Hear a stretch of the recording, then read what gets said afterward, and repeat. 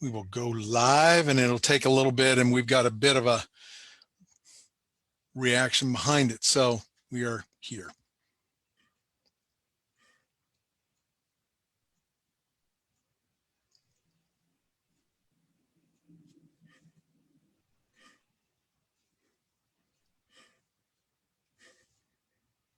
Okay, welcome. Good to see everybody, and welcome to this grief seminar, Making It Through the Holidays. My name is Dr. Galen Goben, and I am the Grief Support Director for Forest Lawn.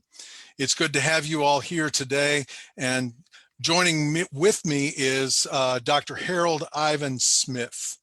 Dr. Harold Ivan Smith is an acknowledged expert on grief and loss, and especially grief and loss around the holidays.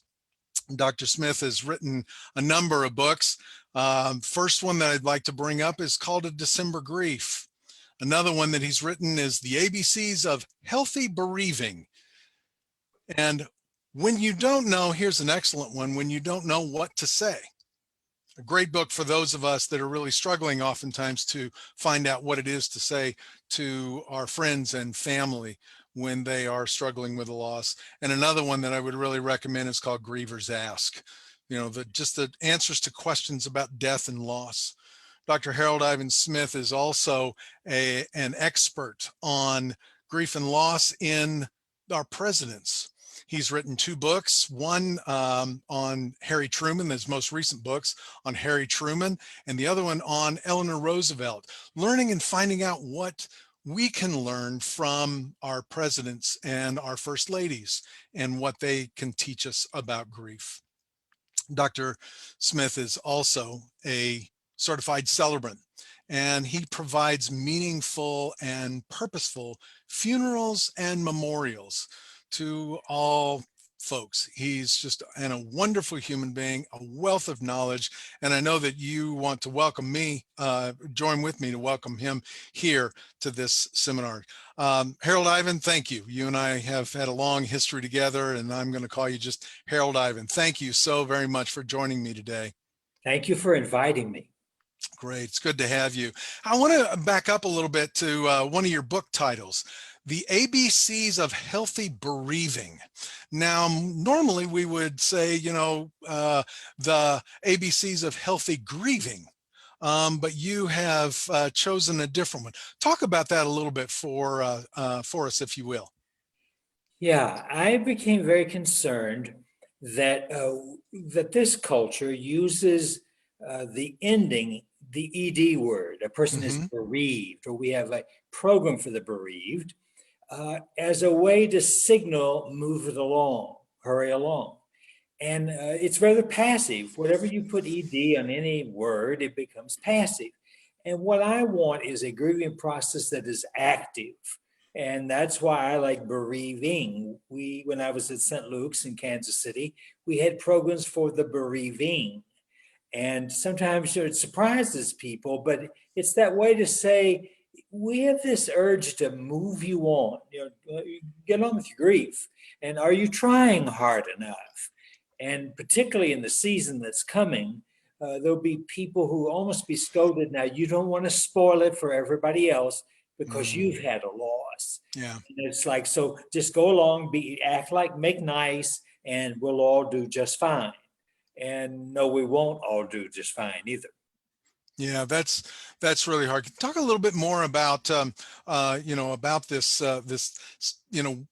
what to do when somebody comes at you with a statement like that. You know, come on, you need, for everybody else, you need to fix yourself, kind of thing.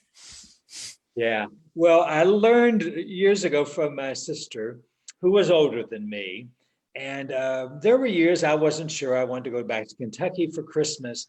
And my sister would always go into this, it won't be Christmas if you're not here.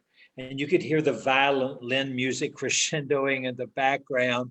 And I would go, what? There's not going to be a Macy's parade. There's not going to be Santa Claus for children. It's all based on me.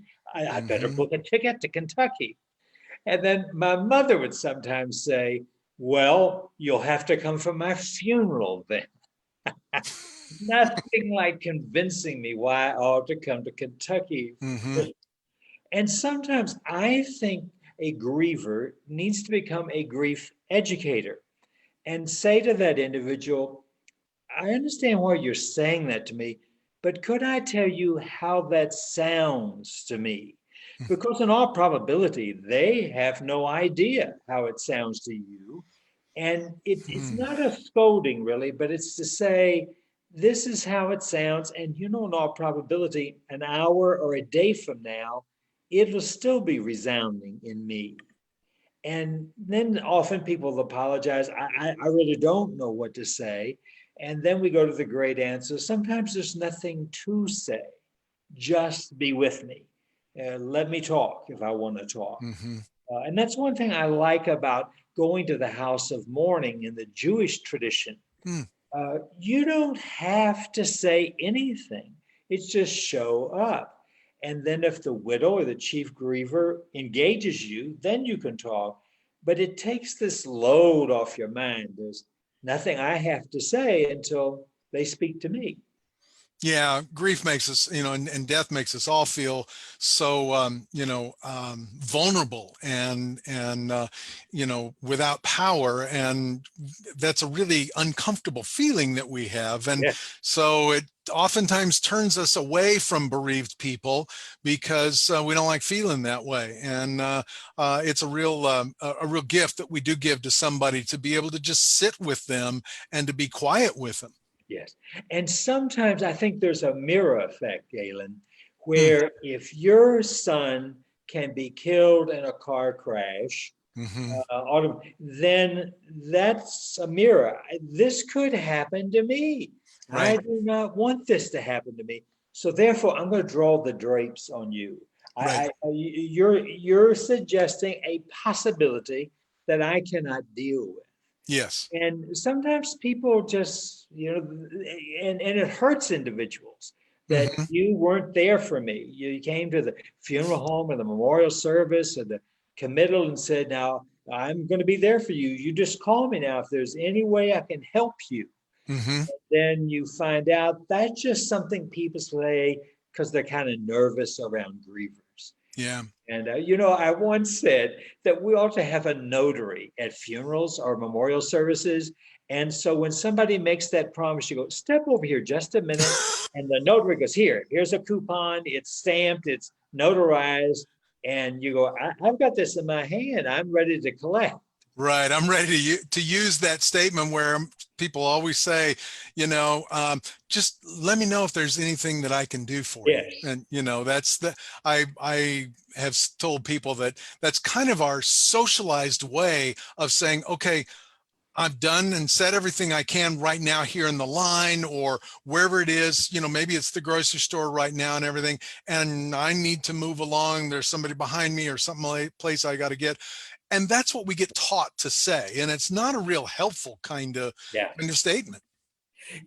I met a fascinating lady who told me that she gives cards with her phone number to when she goes to a funeral, wake, or Mm, visitation. And she said they probably already have my phone number, but the time they need to call me, they may not be able to think of that call.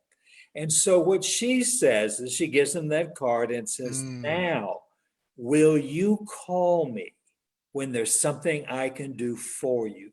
And it's, will you call me? And that just that little, it's a clever little way of words, but give them that little card and they put it in yeah. their wallet, their purse, or on the mirror. But it's that sense of, I want you to call me and here's my number. And sometimes she'll say Yep. anytime, because grief isn't always at manageable hours. No. The problem may be at midnight hour. And Hmm. you go, gosh, I can't call anybody. It's midnight. Uh, Yeah. and you go, yeah, but do you have a need? Do you need somebody to listen to you? It doesn't matter that it's midnight. Right. Right. So, yeah. Yeah, that is And that would be a real gift to give anybody. I mean, it's always great to offer something, the real practical things and Yes. stuff. This, here in Southern California, we're still going to be mowing lawns around, in November and December Yes. and stuff. They haven't gone dormant yet and stuff. So mowing lawns or taking the trash cans in from the street, Yes. or just offering some real practical kinds of things can be really helpful for those of us that are on the outside looking in and wanting to support somebody at a time Yeah. when they're bereaved. I had a widow came to a visitation, and a young man had been killed, and the parents did not really recognize her. She Hmm. lived in the neighborhood, and she said, I came because I thought so much of your son. He would go around shoveling driveways, but after my husband died, he would never take any money from me. And I thought he was the most wonderful young man. And I tried and tried, and he just said, no, no.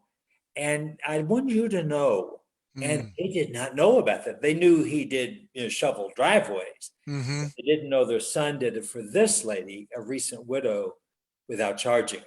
Yeah, that's a great story. That's a wonderful tribute to that young man, as well as to the family and how he Yeah. felt for them and giving them such good help with that. Harold, let me ask you about, as we we're standing here. I don't know if it's on the cusp of the holidays or not. I mean, it was actually last week that I saw my first Christmas advertisement that was specifically advertisement, and I heard my first Christmas song that was jingling in the background Yeah. somewhere. And so I guess we're already here in mid-October, vaulted towards the end of the year, but there's several things that are between here and now and all. what what can people expect from their you know possibly from their own experience of grief as we move into and through this time of year that has so many holidays and big holidays that are just packed into it? Well, I think a couple things come to mind. There's that Christmas song, Christmas Makes Me Feel Emotional. Mm-hmm. We bring parties or thoughts devotional. And all holidays have the potential to really fire up our emotions. First, I think it's fueled by tradition. Mm. There are some people who are big on football. So a bowl game could be the big thing they're doing, or a rivalry. When X team plays X team, my husband was always right there watching, and he wouldn't have thought of missing that game. And this year he will miss the game. The second thing is a lot of these traditions bring excitement and anticipation. I can't wait till we all get together, and especially family members or friends you haven't seen in a while, and there's the festivity and anticipation, get involved. And then I think it's also a sense of community that, Mm. if people find out you're spending Thanksgiving alone, oh, no, no, you must come to our house. You have to come to our house. And I understand that. But I also understand that that may not be a place a person wants to go on Thanksgiving, that in some ways, being at home or going out to eat by themselves might be an easier thing than to get Mm. talked into doing something that they really don't want to do. And then they're trying to put on the happy face. Thank you for asking, and then everybody is walking on eggshells. Don't, whatever you do, don't say the magic word. And that makes it very, very difficult. And I think some people go, I'm grateful for the invitation. Thank you for thinking of me, but I want to pass, but thank you for asking me. Yeah. Yeah. So what I hear you saying is that you're offering people really to have a sense of courage to take their own grief into under control, because so oftentimes we do feel out of control with grief, Yeah. and other people want to fix us Yes. when we are hurting and bereaved, and so they think they know what we're really gonna need with that, and if the bereaved person can take a hold of their own experience and really just kind of check in with themselves and say yes or no, this might feel good, or really no, I don't think so. Is that kind of what I'm hearing you say? Yes. Yeah. Yeah. And two things. I did a conference, a grief conference years ago with Joan Rivers. And you go, okay, wow, what is she going to say to me? That Yeah. was right after her husband had died. And she said, told us that night, if you want to work in Hollywood, you have to go to Christmas parties. Even if you're Jewish, you go to the Christmas parties. And she said, I couldn't face it. I just could not face doing that. And she said, I developed a strategy. And she said, you might try it in the coming months. Go late, leave early. Mm, Now, very simple. Go late, leave early. You put in appearance. You pulled yourself together. You didn't weren't. And she said, me as a comedian, people wanted me to be the life of the party. Oh, Joan sure. is here. But she said, you go late and you leave early. You try to do it. The other thing too that ties into that, and you mentioned it, Galen, is the cueing. You mentioned you heard your first Christmas song. Mm-hmm. You can be walking through a mall thinking about X, Y, or Z and not realizing that song is in your head through their music. Mm-hmm. It can also be the cues of walking in, and when they put these, I don't know what you call them, but they move certain items toward the front of the store. You can't get in the store unless Yes. you buy them, Mm-hmm. and it's seasonal.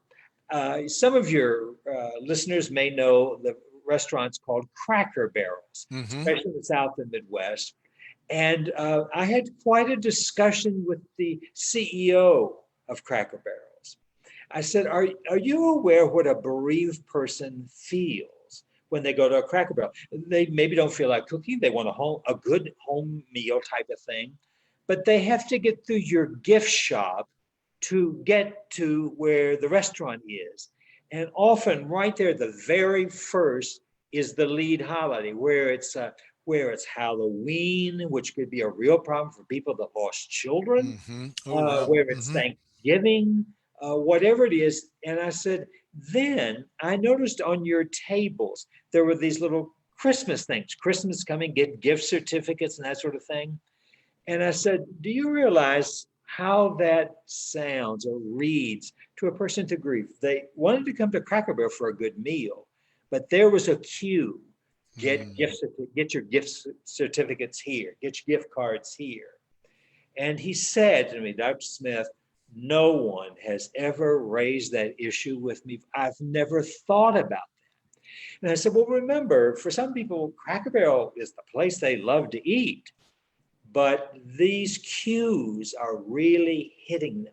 And we can also have verbal cues. You go in the restroom or something, and somebody's already talking about, what are you going to do for Christmas? What are you going to do for Thanksgiving? Well, we're going here, we're going there.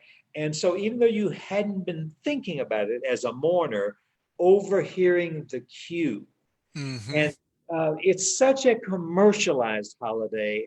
I really don't know how you can avoid the cues. I found myself sometimes humming.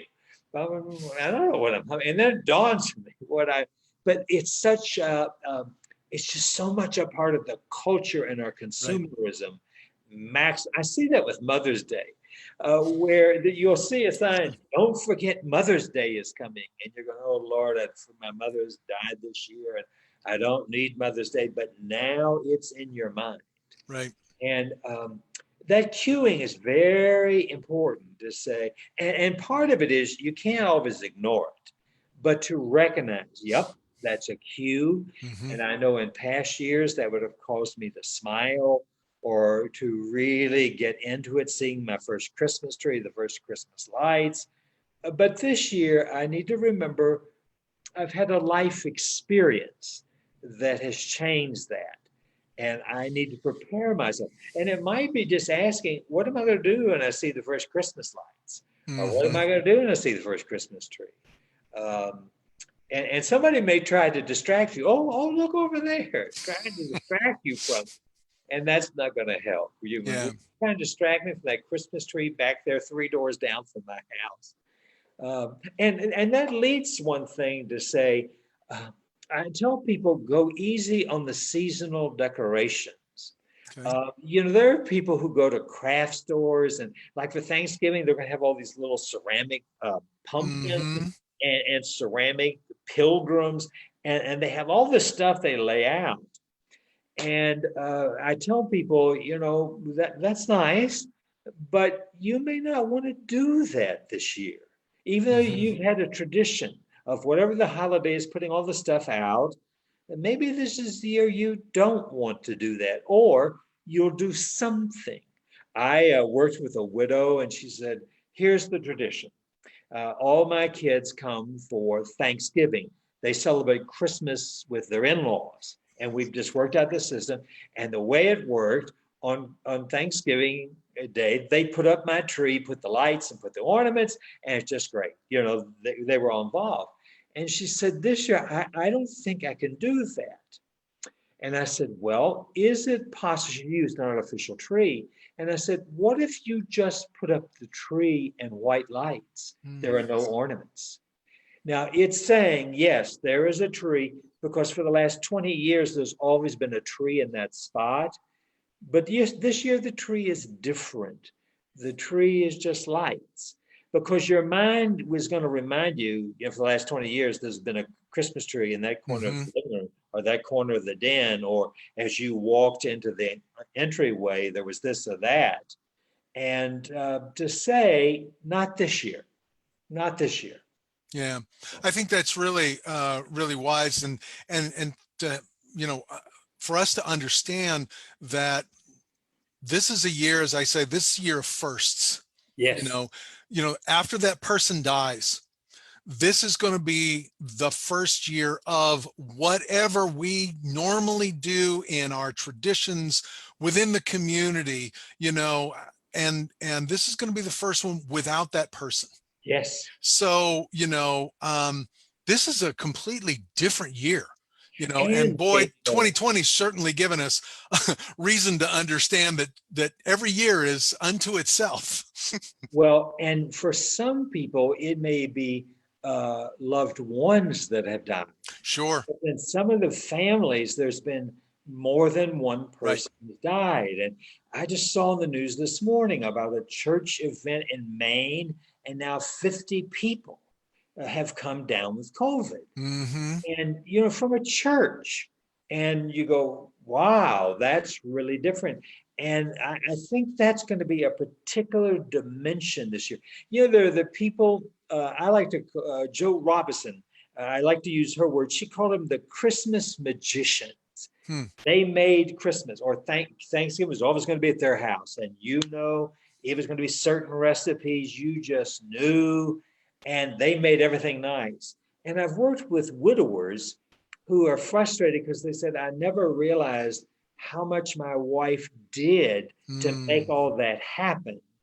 And one man broke down in tears in a group and said, I don't think I ever told her how much I Mm. appreciated all those efforts that she went to make everything look so special. Yeah. So it may be the year you go, I'm not going to be the Christmas magician this year. I just Right. don't feel like it. Right. So X, Y, or Z is going to have to be the Christmas magician Yeah. this year. Now, Yeah. next year, I may go back to it, Right. or I may say, we're not doing Thanksgiving at my house. And I've suggested to some people, with these traditions, Galen, it's, oh no, we're going to have a big Thanksgiving turkey, 20 pounds. We're going to have the relish. And if I have to get up at 4 a.m. to start cooking the turkey, da, da, da, da, da. And sometimes I say, okay, I understand why you do that. Maybe this is the year to borrow a tradition. My mother would always cook like she grew up on a farm, so she always cooked like she was on a farm, even on Christmas. And I hear rattling 4 o'clock in the morning. What's going on? Well, I'm cooking. Well, who's coming? Well, I don't know who's cooking, but people will drop in. And the year my dad was dying, he was in the hospital at Christmas. I said, Mother, we're not doing that. Oh, they'll want to come to that. No, we're not doing that. Here's what we're going to do.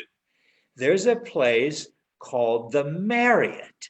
and they have a holiday brunch, and we are going there to have lunch. You're not going to cook this year. Well, she hemmed and I said, no, trust me, Mom. This you can spend extra time with Dad. And she never cooked another year after. And she would tell my brother, yes, my son from Kansas City took me to the Marriott, They have that wonderful buffet. And I remember she had to get her phone out and call my Aunt Ellen and describe everything that was on the dessert table and the appetizers. And I think she really got a lot out of it. Yeah. Yeah. Well, I love that. I love what you're talking about there because, when somebody dies, we lose somebody, there is a shift in so much that's going on. I mean, life will never be the same. That's a hard thing to understand. And we get it, but we have to live our way into that. Yeah. And, we may, giving ourselves permission that this is a year of firsts, we may go to the Marriott this year. And next year, we're back up in cooking, or we may, find a new tradition that comes along because we have borrowed from somebody else or some other place. We just have to live our way into that. And again, I love to use the word giving ourselves permission to be able to do that. That is just really hard for us because those traditions are so hard and fast oftentimes. And now let me give the flip, because some people, we're not spending a lot of time cooking. We're going out to a restaurant. Well, this year may be the year to say, we're not going to do that because everybody's going to be in the party mood. We're going to look around. All these families are celebrating, and that's just going to. So maybe this year's the year we're going to have a potluck, or we'll, have it catered or something. But it's saying this year. We may go back to it. Right. But this year, this is what we're going to do. And it's about, when I was at St. Luke's Hospital in Kansas City, we passed out permission to grieve slips for Christmas. Had poinsettias art on it. And I said, I want you to take this. And if somebody tells you, oh, you need to just show them, I got this at St. Luke's. It's official permission to grieve during the holidays. And there was, let me see that. And I've never heard of this before. But people said a couple of times it was just wonderful when somebody was trying to get them to do something they didn't want to do. Well, see, I got this certificate at St. Luke's. I have official permission. Now, I never told the CEO that we were giving those out. But, the signature was kind of scrawled at the bottom, and that was good enough. Yeah. But, tradition is wonderful unless it wounds. Right. And I'm going to tell you, I learned this as a fifth grader. My grandfather died on Christmas Eve. And I've often said, no one's grandfather should die on Christmas Eve. And so everything ground to a halt because he lived about 30 miles away in a farm community. So immediately, my dad was already there. My mother left and went there. And so here were my brother and I sitting there. Hey, it's Christmas Eve. What are we going to do? It's just the two of us. Well, let's open one present. And then the next day, we sat in that little rural funeral home all Christmas Day. And that was years ago, but there was nothing open because everybody was celebrating. There were no florists open. Granddad was going to be buried December 26th. And it was horrible, but it helped me in light of the profession I'm in to understand how a child experienced that. Sure. And when I went back to school, hey, how was your Christmas? How was New Year's? Well, my grandfather died. And that experience, but I learned a life lesson in that. Yep, you can get through this. Right. I'm not going to do this every year, but this year, this is what we're going to do. Right. Yeah. And it sounds, again, it sounds with children and things, whatever the holiday or the tradition, that we really want to bring them into that and have the conversation with them about what's going on. Kids are, they're resilient, but they do grieve, and we need to remember that and to address them in the way that the language and the age appropriate place that they're at, and tie that in with what we're talking about now, how the traditions may be different this year, what we're going to have to do, and all. But again, that this is only this year, and we're going to walk through all this together. Yes. Yeah. And Yeah. sometimes I've asked people, okay, let me ask you about previous holidays. Has there been anything that's bugged you? Because we tend to go, oh, then the holidays were so wonderful. Well, were they totally hopeful? Well, that was that problem because we had to drive all the way down there for Thanksgiving, and somebody was always late. The children were hungry, and no, we're not going to eat until Uncle Bill and Aunt Ruth get here. And so I go, oh, so every holiday wasn't perfect, you're saying. And so maybe you won't miss that. Sure. And again, I want to emphasize, Galen, that, it's all these, and it can be a wedding, it could be an anniversary, the announcement of, it could be one of these baby showers where you announce what the gender of the child is. Of course, that's how we had a forest fire here in part of California, an expensive proposition. It'd just been better in the old days to wait and find out when the baby was born. But in individual families, that creates, I was listening to a report the other day about how college towns where football is big is taking such a hit because people would show up, they would eat and drink, they might have lunch before the game, dinner after the game, and the average spending was $126 per person. And of course, the several merchants were saying that isn't happening this year. Right. And for some people, it's like we always went to that game, or we watched it on TV, and people gathered on different sides, and there was yelling, screaming, and that sort of thing. So it's part of that reality. And one other thing I would just pass on, that sometimes it's not always a death. Now, in light of forced law, and we're talking about death, but it can also be a divorce. For some people, it could be a miscarriage. You thought this was going to be baby's first Christmas. Sure. And it's not. And so I also think sometimes with people who live distance away at a wedding, well, we're going to go to the in-laws this year rather than going to your house. So even though you're happy, you enjoyed them, you're glad they're married, wonderful spouse, but there are somebody's not going to be at your table. Right. And what do you do with that empty space? Right. Where it's Thanksgiving, and it may be as simple as who prayed the little blessing over the meat, who cut the turkey at Thanksgiving. Okay, so-and-so always did. All right, who are we going to do this year? I learned something from Eleanor and Franklin Roosevelt. Every year, they always had a big New Year's Eve party. But at midnight, they would toast to those that are here, and then they would lift their glasses to those who are not here, but are in our memories. Yes. 1941 was tough because Sarah Roosevelt had died, and Eleanor's brother had died, but yet whose memories are fresh in our minds. And I tell people it's much easier to walk into it and say, we're going to take a minute. And it could be as simple as before we eat dessert, we're going to go around the table in one particular memory or a word that captures this book. And you can count on somebody in your family going, oh my God, they brought up the dead person. And I go, well, ask Don, how long should you mourn? Oh, well, so that way we'll know when you die, we'll know how long not to grieve for you. And then suddenly they're kind of like, well, I didn't quite mean it that way. Well, you said we shouldn't be doing it because it's on everybody's mind. It's like right now, if you're listeners, if I said, try not to think about a hot fudge sundae, try not to think about the cold ice cream and the chocolate cascade.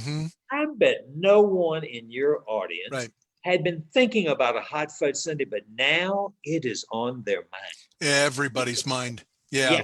And so it's easier just to say, we're going to take a time out. And this is not going to go long, but we're going to take time to honor the person. And I've heard some people, if you're used to Thanksgiving to having a centerpiece where it's flowers, use pictures of your loved one. And if you Very think nice. that's going to bother some people, how about a little side table that's a visual of some of the objects, some symbols that had meaning to them, some pictures. And if a person doesn't want to do it, they don't have to. But it does say to someone, 10 years from now, if I'm dead, they're going to remember me. Right. And Right. that's what people want. I am convinced, Galen, that many people are not afraid of death or dying, but they are afraid of being forgotten. Right. That they're going Yeah. to go right on, whatever you do, don't mention the name. And that's the thing that really bothers people at the heart of it. No name was mentioned. And Yes. we deliberately and intentionally remember. Right. Yeah. Yeah. That is so important. And, I was going to mention that I had a woman tell me that when Father's Day came around after her husband died and she had her children with her, they were really, she said, I was almost kind of panicking what we were going to do Yeah, as yeah, Father's Day came up and all. And she taught me so much because she said, I brought my children together and I said, what should we do with that? What oh, should we do on this day? And together they decided that they would cook his favorite meal and ah, that they would set the yeah, table as if he were there, but leave his space open. They set a plate there, they put the water glass there, they poured yes, water into that and yes, and all, and the empty space where he would have been spoke, she said, for them in their heart, the emptiness in their heart of what they were feeling, and yes, gave it witness that exactly. this was really hard, this was difficult, but that together they had figured out how to do that.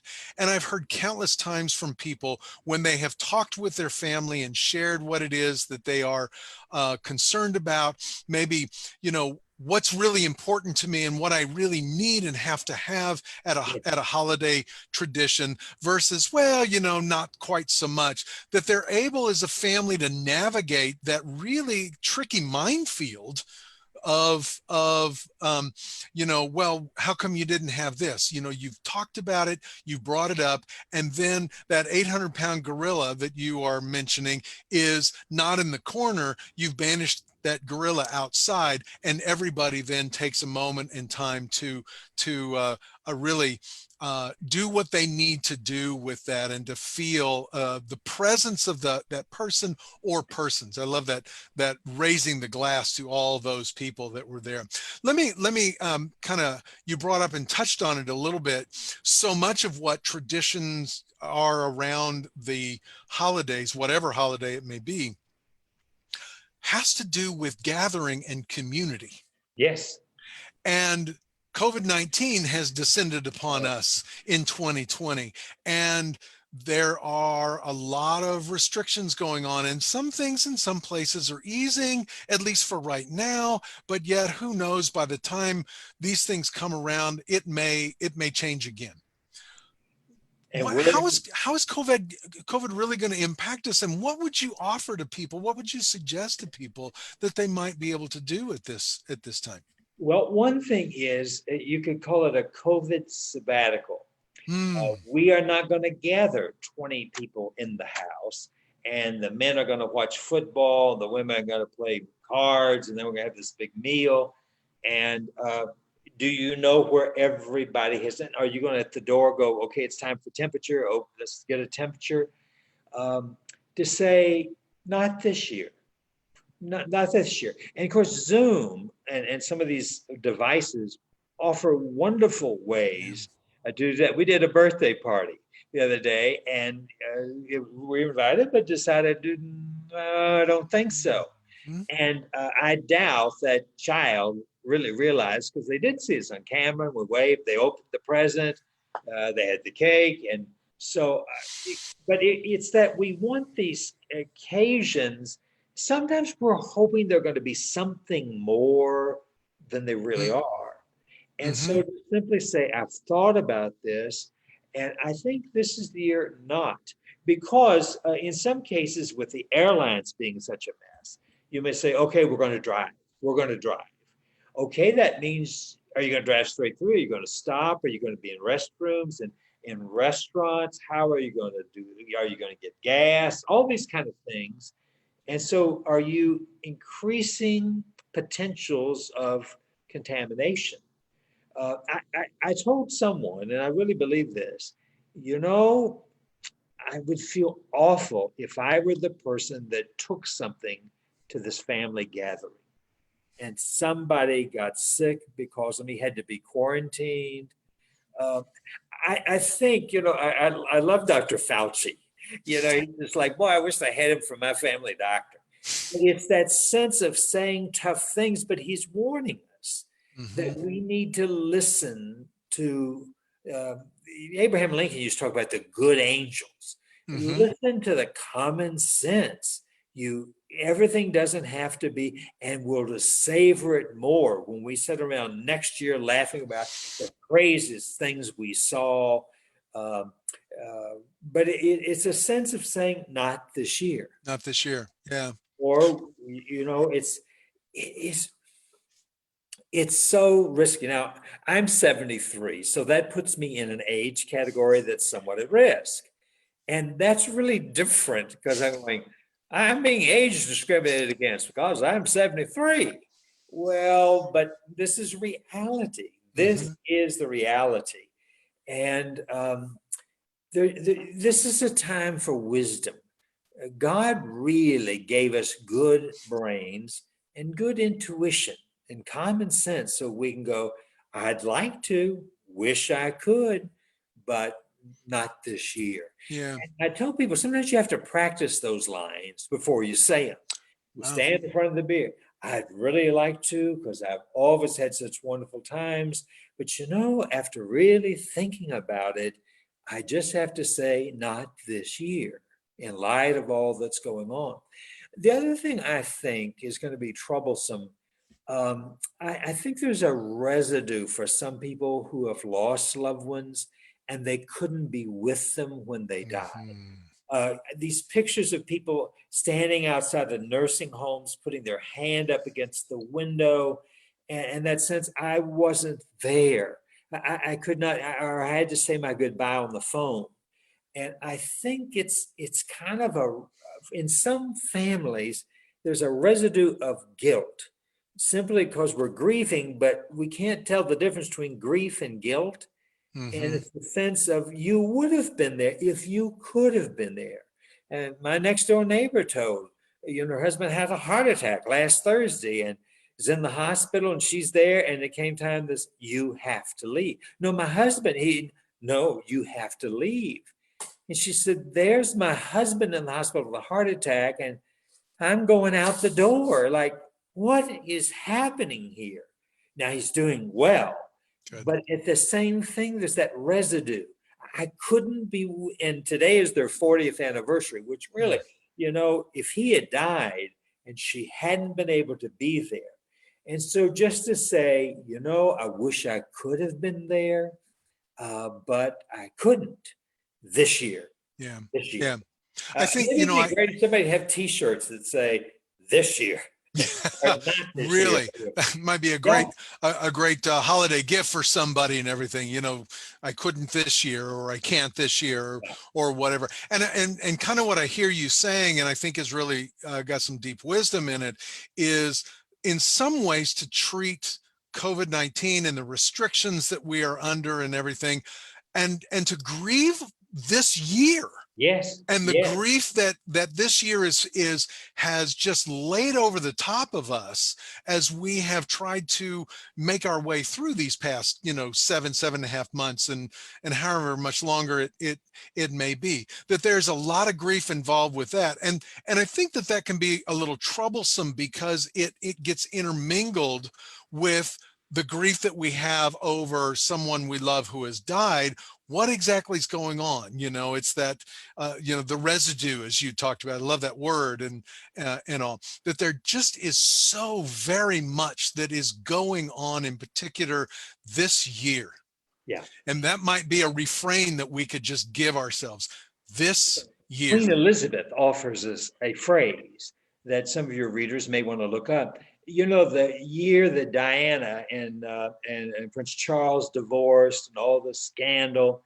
Well, in her speech opening the Parliament the next year, She, in her gracious way, said, "It's been a horribus annus, Mm. horrible Oh, year." year. Yep. And people kind of laughed about it, that the Queen in her dignity wouldn't say it's been a hell of a year, Yeah.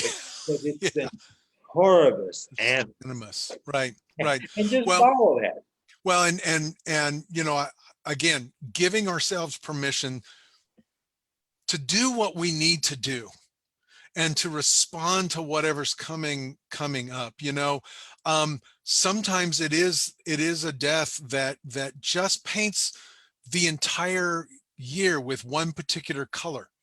And I knew a woman that when it came time to send out the inevitable holiday cards, Oh that yeah, go everywhere, and you only hear from these people once a year, and they ask about everybody.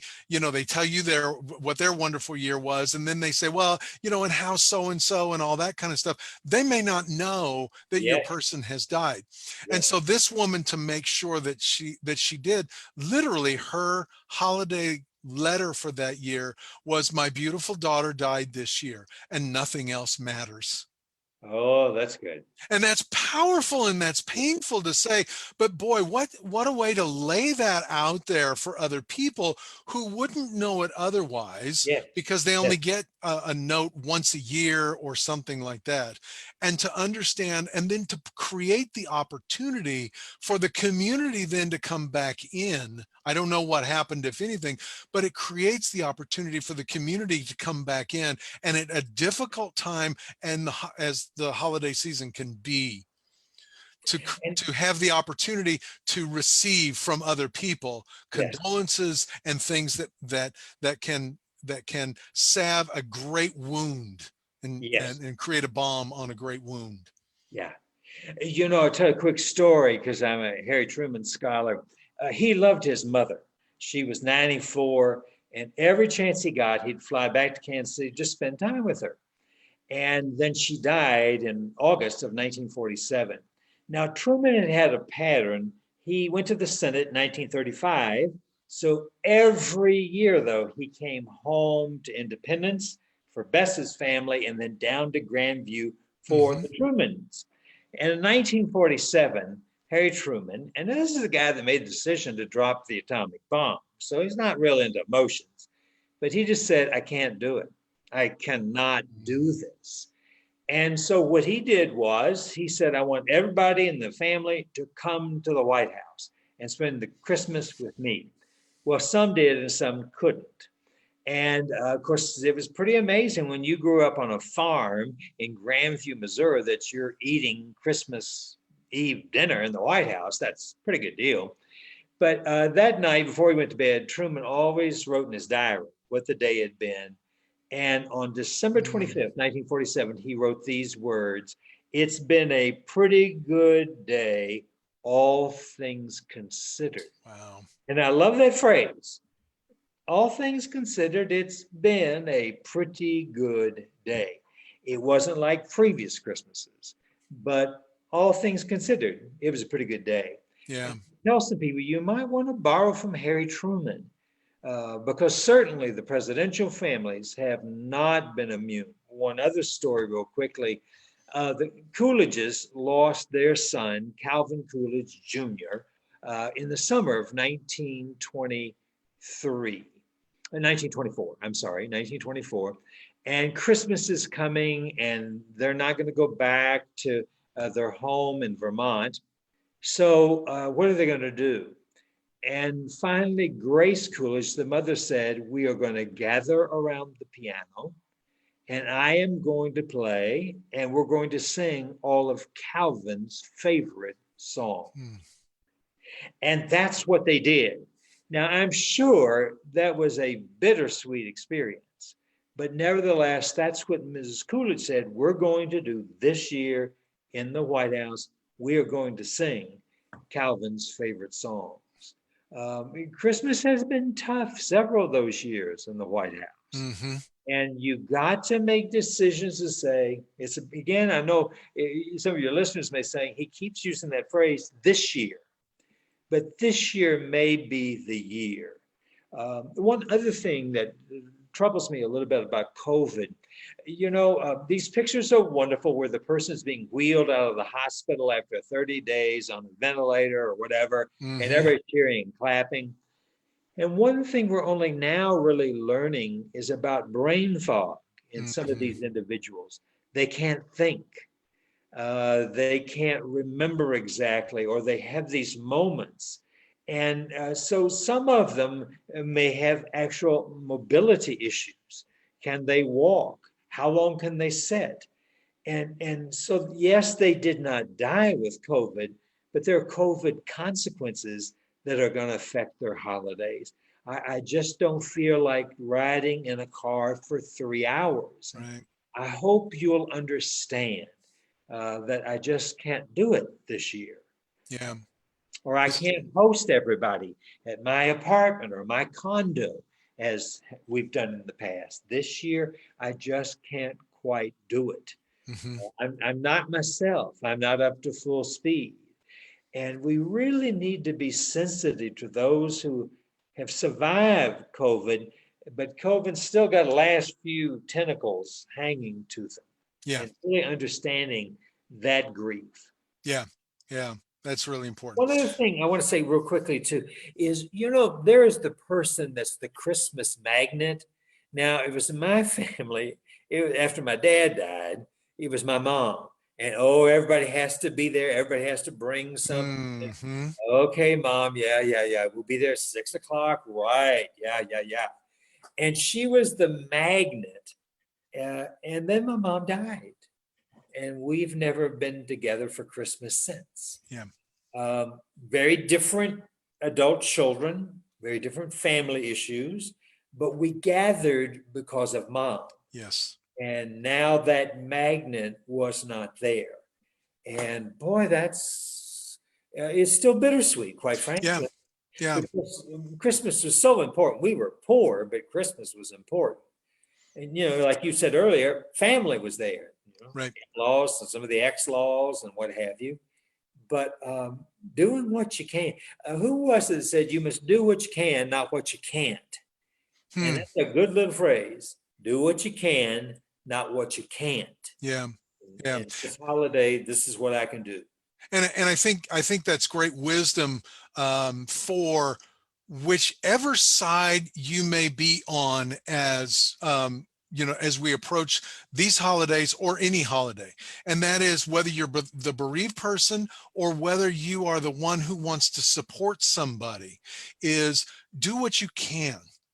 You know, giving permission to Yes, yourself as well as to the other person, you know, that again, when you said it earlier, to not grab them and say, okay, we are going to do this, this is what's coming along, and things, but to offer them, the openness to be able to respond as they may need to, because who knows, somebody whose person died a week or 2 weeks before a particular holiday may come to that holiday and feel a yes, sense of joy and excitement, and which is really incongruous yes, yes, for um for the moment that they may be in. Oh, I shouldn't feel that way, but who knows, you don't know what's going to come up, so you give yourself permission to do and to feel what's going on, and the person who's supporting you walk alongside you with that.